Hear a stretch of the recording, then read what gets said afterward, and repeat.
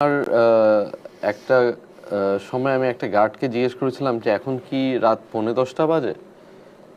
এটা সাথে সাথে রিপোর্ট হয়ে গেল। রিপোর্ট হয়ে যাওয়ার পর মনে করেন 10 মিনিটও পার হয় নাই, রুমে এসে আমাকে হ্যান্ডকাফ করে চোখ বেঁধে রুম থেকে সরায় নেওয়া হলো। রুমটা পুরাটা চেক করা হলো। চেক করে আমাকে ইন্টারোগেশন রুমে নিয়ে যেয়ে বললো যে আপনি সময় কি করে বললেন, আপনার কাছে ঘড়ি আছে বা আপনার কাছে কোনো ডিভাইস আছে, মানে মানে বডি চেকও হলো। তো আমি বললাম যে না, আমার কাছে ডিভাইস কোথা থেকে আসবে। তো বললো আপনি কি করে বুঝলেন যে 10:45 বাজে।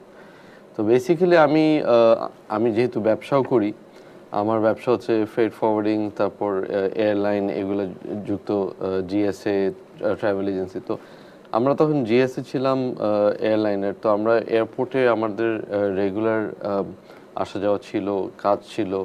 তো আমি তখন বাংলাদেশে তখন এমিরেটসের বই